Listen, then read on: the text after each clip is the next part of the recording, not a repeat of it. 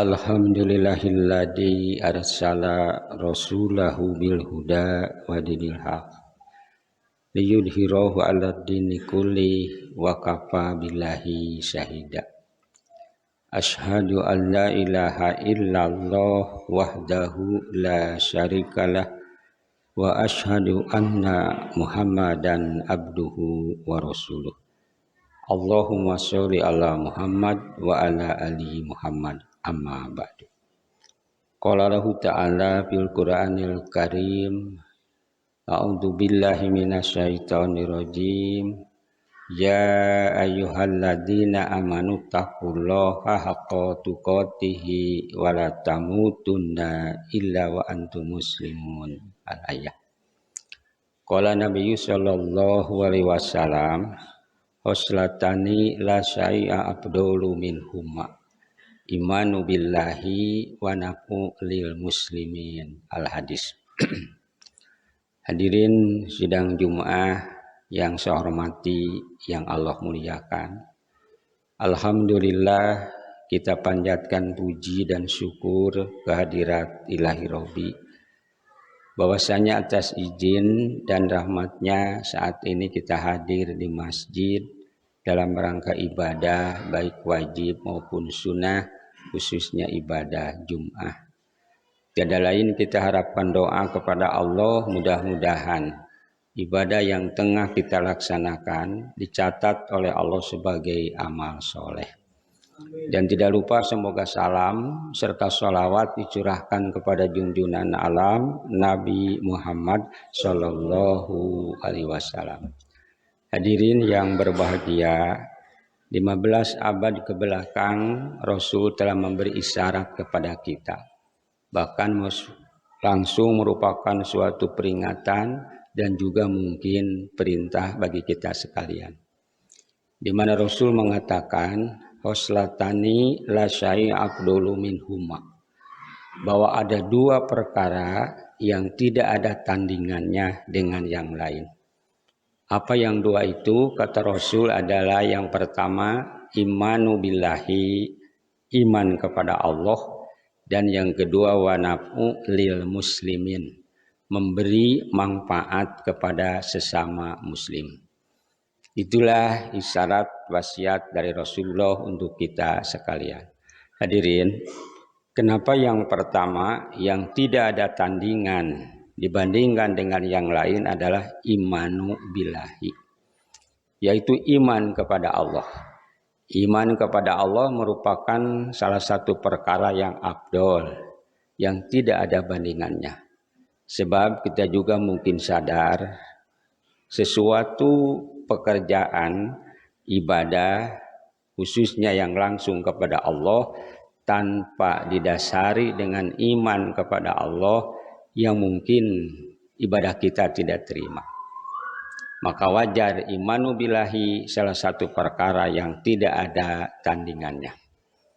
Kita sholat memberikan pernyataan kepada Allah, inna sholati wa nusuki wa mahyaya wa mamati lillahi rabbil alamin. Segala urusan kuserahkan kepada Allah, baik hidup, mati, ibadah. Inilah kepunyaan Allah. Ibadah apapun harus berdasarkan iman kepada Allah. Puasa, kenapa diampuni dosa? Sebab iman kepada Allah. Man shoma ramadhana imanan wahtisaban, barang siapa yang saumnya iman kepada Allah dan mengharapkan ridha Allah, ghufirallahu, maka Allah akan mengampuni dosa kita. Inilah harus dipertahankan iman kita kepada Allah Subhanahu wa taala. Yang kedua, kenapa orang yang beriman bahagia, selamat? Memang sebab orang yang beriman itu pasti malu oleh Allah. Orang yang beriman pasti dimanapun kita berada mengetahui Allah itu mencatat atas perbuatan kita. Jadi apabila kita berbuat salah pasti dicatat oleh Allah, sehingga malu melaksanakan sholat. Itu cirinya orang yang beriman. Tidak mungkin orang yang beriman berbuat salah. Maka alhamdulillah saat ini iman masih kuat. Dulu zaman Rasul ditanya, siapakah iman yang paling kuat? Kata orang yang ada yang mungkin malaikat pantas, malaikat tidak punya nafsu. Kalau begitu iman yang kuat para rasul pantas dia dibimbing oleh Allah. Kalau begitu imannya yang kuat adalah sahabat wajar. Tiap hari dididik, dibimbing dengan rasul. Siapakah umat Allah yang imannya kuat? Katanya umatku di akhir zaman. Sebab belum bertemu dengan Rasul, belum bertemu dengan sahabat, tetapi tatkala mendengar perintah Allah siap melaksanakan. Hayya Allah sholat, marilah kita sholat siap melaksanakan. Padahal kita belum bertemu dengan Rasul. Nah itulah ini mudah-mudahan kita yang hadir di sini termasuk imannya yang kuat. Maka pertahankanlah sehingga agar kita selamat dimanapun bawa iman. Jangan ditinggalkan di rumah. Sedang dagang, iman bawa agar tidak mengbohong. Sedang bekerja, iman bawa agar jujur. Dimanapun kita, insya Allah apabila selalu membawa iman kita akan selamat. Maka wajar 15 abad ke belakang yang dua perkara yang tidak ada tandingan. Ranking pertama adalah imanu billahi. Apabila orang masih dalam hidupnya selalu iman kepada Allah, insya Allah dia akan selamat dunia dan akhirat. Yang kedua, yang tidak ada tandingan dengan yang lain, kata Rasul adalah wanaf'u lil muslimin, yaitu memberi manfaat kepada sesama manusia, membahagiakan orang lain. Dengan apakah memberi manfaat kepada orang lain? Bisa dengan tenaga, bisa dengan kekuasaan, bisa dengan harta. Ya kita ini tidak punya harta, tidak punya kekuatan, bagaimana mudah membahagiakan orang lain? Yang pertama dengan senyum. Apabila kita bertemu senyum, bahagia. Aduh, saya tasiri komo. Atasan senyum kepada bawahan. Waduh, mal pohok saminggu. Bahagia hatinya. Tapi apabila kita bertemu bau cakutruk, wah tidak bahagia orang tersebut, salah naunnya. Makanya senyumlah. Menurut kesehatan, senyum merupakan salah satu unsur kesehatan. Unsur bahagia, silakan senyum asal ada lawan. Kecuali senyum sendiri yaitu kurang baik. Makanya berilah manfaat agar orang lain bahagia. Yang pertama dengan senyum. Yang kedua dengan ucapan yang indah. Orang pasti bahagia. Kang damang alhamdulillah. Eta si akang meni sehat. Ngeunah kadengena. Ulah kang sehat alhamdulillah si akang terekolot teu ngeunah. Ucapkan lisan yang indah. Ibu damang alhamdulillah eta ibu meni seger enak lah rasanya. Komo orang atasan ke bawahan pertama menyapa Kang cager alhamdulillah halus gawe teh wah nikmat.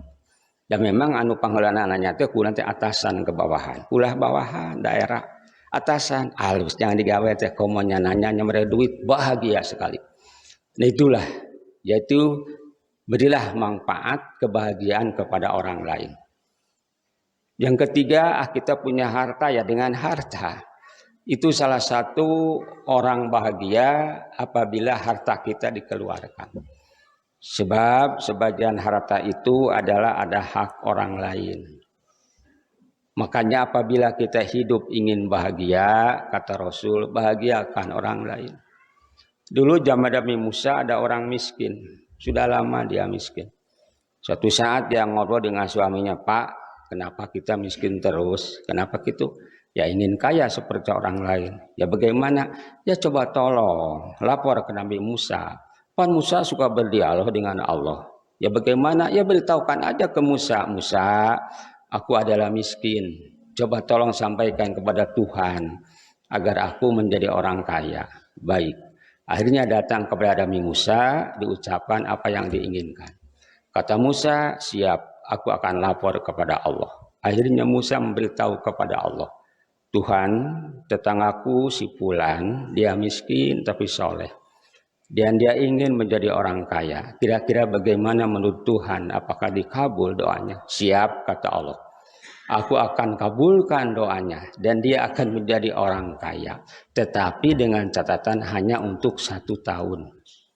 Akhirnya disampaikan, Fulan, Tuhan telah mengizinkan bahwa kamu akan menjadi orang kaya. Tapi hanya setahun kan baiklah. Nu penting mengajarannya beunghar, cing kumaha karasana jelema beunghar. Akhirnya dijabah oleh Allah. Datang rizki dari tiap penjuru. Wa may yattaqillaha yaj'alhu mahraja, orang yang sabar, yang takwa mendapatkan untung dengan mudah. Akhirnya dia kaya. Setelah mendapatkan harta, dia bicara, "Mas, kita ini kan cuma hanya 1 tahun. Jadi bagaimana harta kita bagikan kepada orang yang membutuhkan." Akhirnya dia sibuk, tetangga sakit, simpan di dia. Tetangga mau sekolah, anaknya gak ada punya biaya, berikan. Orang mu'alaf, orang miskin, tiap hari sibuk membagikan harta kepada orang yang menginginkan. Dengan hidupnya sibuk membahagiakan orang lain, tidak terasa. Loh, nusa tahun lebih, nah masih kena beunghar. Akhirnya dia lapor, "Musa, kenapa dulu janji aku kaya 1 tahun? Tapi sekarang sudah 1 tahun lebih masih kaya." Ya akhirnya Musa lapor kepada Tuhan, "Tuhan, tetanggaku dulu miskin tapi kaya hanya 1 tahun. Tapi sekarang sudah lebih. Kenapa masih kaya?" Kata Allah, simpel. Iya memangnya. Tapi aku malu. Dia sibuk membahagiakan orang lain. Maka akhirnya aku akan tambahkan terus hartanya. Sebab dia umat yang paling aku cintai. Nah itulah hadirin. Membahagiakan orang lain, kita akan bahagia. Dan harta akan bertambah. Maka wajah 15 abad ke belakang. Khoslatani lasai afdalu min huma. 2 perkara ini tidak ada bandingannya, kebaikannya dengan yang lain. Di antaranya adalah wanaf'u lil muslimin. Bahagiakan orang lain. Maka nyimpen uang, saya sering sampaikan, agar selamat di mana? Titipkan di tetangga yang membutuhkan. Tetangga sakit, berikan. Selamat uang kita. Bahkan akan kembali berlipat ganda. Tetangga kita butuh uang untuk menyekolahkan anak, titipkan di sana. Harta kita katanya akan selamat. Maka dulu ada orang kaya pan merasa bahagia karena banyak harta. Mengapa bahagia? Apapun yang diinginkan dimiliki, bahagia. Yang kedua, dia bahagia sebab mempunyai barang paling mahal sakampung, jam tangan paling mahal, mobil paling mahal, gaya bahagia. Yang ketiga, dia merasa bahagia sebab semua proyek menang, tender dimiliki. Tapi ada kebahagiaan yang keempat, tatkala dia telah menyumbangkan kursi roda kepada orang disabilitas, kepada orang yang tidak mampu. Akhirnya Tuhan apabila punya harta, tetangga kita tuh nggak bisa berjalan, nggak punya uang, belilah kursi roda. Akhirnya disumbangkan ke sana.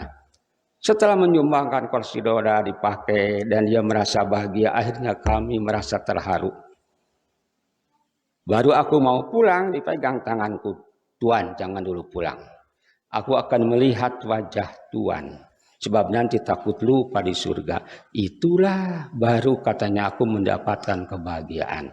Setelah membahagiakan orang lain. Sebab di akhirat itu dia yang memimpin Pak, lain orang. Si miskin yang memimpin. Tuhan segerakan dia ke surga sebab dulu telah memberi makan tatkala aku lapar. Tuhan segerakan dia ke surga sebab dulu telah memberi minum tatkala aku haus. Tuhan segerakan bapak-bapak ini ke surga sebab dulu telah menyumbang harta ke masjid. Sehingga masjid indah, nyaman, dan kami bisa ibadah dengan tumanina. Nah itulah, maka jangan menghina kepada orang yang meminta. Apabila ada orang meminta, lain si eta nu butuh, urang nu butuh. Sabalamun eueuh si eta harta urang di kamanakeun. Ai urang apa sok ngahina, gawe dengan menta-menta wae. Teu cenah moduskeun bae dosa-dosa manehna. Bisi malaikat banyak cerita. Malaikat menjeri manusia kedatang ke orang kaya. Akhirnya menghina 6 bulan hancur rumah tangannya.